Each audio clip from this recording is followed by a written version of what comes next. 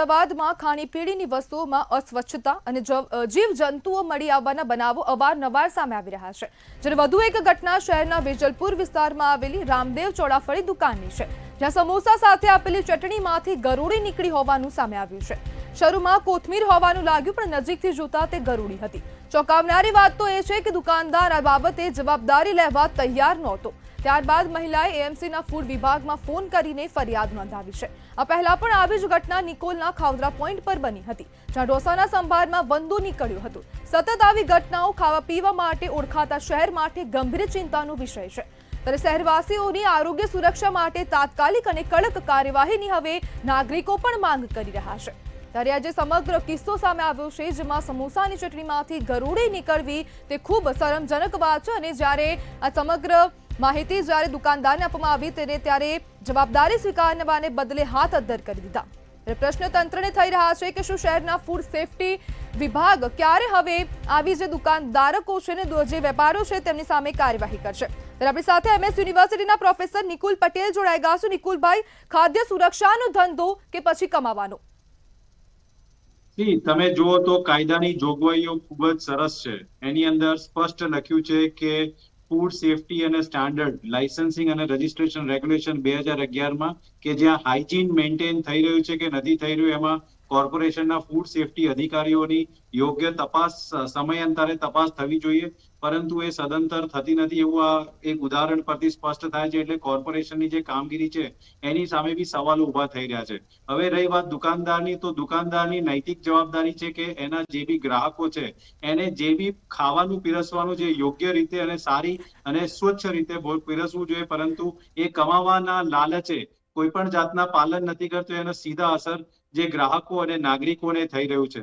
તો આમાં બેવડી અસર જો તમે જુઓ તો સરકારની નિષ્ફળતા અને ગ્રાહક વેપારોને ધંધો કરવાની લાલચ, એમાં પીસાઈ રહ્યો છે સામાન્ય નાગરિક। અને આવી પરિસ્થિતિઓ જ્યારે સામે આવે છે ત્યારે સફાળી જાગેલી તંત્ર એક્શનમાં આવી જાય છે, પરંતુ સદંતર અને સમયાંતરે આ બધી શું કહેવાય હાઇજીનના મેન્ટેન કરવાના જવાબદારી ચકાસણીના કોર્પોરેશનના છે, પણ એ થઈ નથી રહી। એનો ઉત્તમ ઉદાહરણ છે।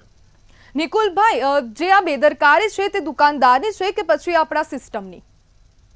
દુકાનદાર સૌથી પ્રાથમિક દુકાનદારની છે, પરંતુ જોડે જોડે તંત્રની એટલે કહેવાય, કારણ કે કલમ 59 હેઠળ સ્પષ્ટ જોગવાઈઓ છે કે જો કોઈ બી વિઝિટ કરવામાં આવે અને એના વિઝિટ કરતા એના હાઇજીન મેન્ટેન ના હોય, એના કિચનની અંદર યોગ્ય રીતે સાફ સફાઈ ના હોય, તો એને નોટિસ આપવી પડે, અને નોટિસના જવાબ ના આપે કે કોઈ પણ જાતના પાલન ના કરે તો જાહેર હિતમાં એ દુકાન બંધ કરવું પડે, કાં તો એને 1 લાખની દંડ કરવી પડે। પરંતુ આવી હાટડીઓ તમે જુઓ શહેરની અંદર નહીં, સમગ્ર ગુજરાતની અંદર ચાલતી હોય એવું આપણને છાસવારે ઘણી ઘટનાઓથી બહાર આવે છે। પછી મોટા મોટા રેસ્ટોરાં કે રિટેલ આઉટલેટ કે બી કેમ ના હોય, આ એક ફરસાણની દુકાનમાંથી ઉદાહરણ બહાર આવ્યું છે, તો એ ગ્રાહકના ઉપર સ્પષ્ટપણે એમ કહી શકાય કે એના જોડે અન્યાય થયો છે। પરંતુ આની અંદર એટલું જ કહીશ કે તંત્રની પ્રાથમિક નિષ્ફળતાઓ છે, કારણ કે સમયાંતરે જે ચકાસવાનું હોય એ અધિકારીઓ જતા નથી ને એના લીધે આવી ઘટનાઓ બહાર આવે છે। ત્યારે એ લોકો બી બિલાડીની ટોપની જેમ બહાર આવી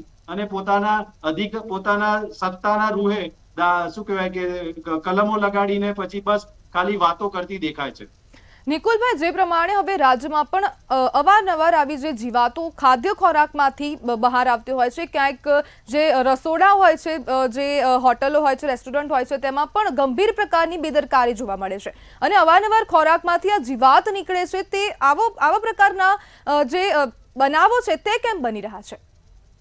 બનાવોની પાછળ આપણે જોઈએ છે કે જે કાયદો છે એની જોગવાઈઓ છે, પરંતુ કાયદો અમલીકરણ કરાવનાર અધિકારીઓ પોતાના ઓફિસથી બહાર નથી નીકળતા, અને જે રેગ્યુલર બેઝ ઉપર તપાસ થવી જોઈએ કે કોઈ બી રેસ્ટોરાં, જે લાયસન્સિંગ એન્ડ રજીસ્ટ્રેશન એક્ટ 2011 છે એમાં સ્પષ્ટ જોગવાઈઓ છે કે તમે લાયસન્સ લો એટલે તેમની તમામ વિગતો અધિકારી પાસે એમના ઓફિસમાં અવેલેબલ છે। તો એમની પાસે જે કોઈ બી અવેલેબલ સ્ટાફ હોય એના પિરિયોડિક ચેકિંગ થવા જોઈએ। પિરિયોડિક ચેકિંગ નથી થઈ રહ્યા, એના લીધે જે દુકાન માલિકો છે કે આવા હોટલ માલિકો છે એ પોતે ફૂલ્યા ફાલ્યા છે ને એમને સદંતર સત્તાનો કે સરકારનો કે સિસ્ટમનો કોઈ ડર નથી રહ્યો, અને એના માટે જ આવી ઘટનાઓ બહાર આવે છે।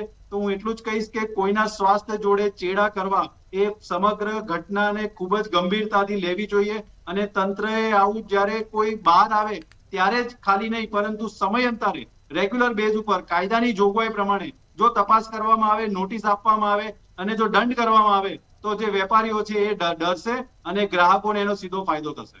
જી નિકુલભાઈ, જોડાવા બદલ આપનો આભાર.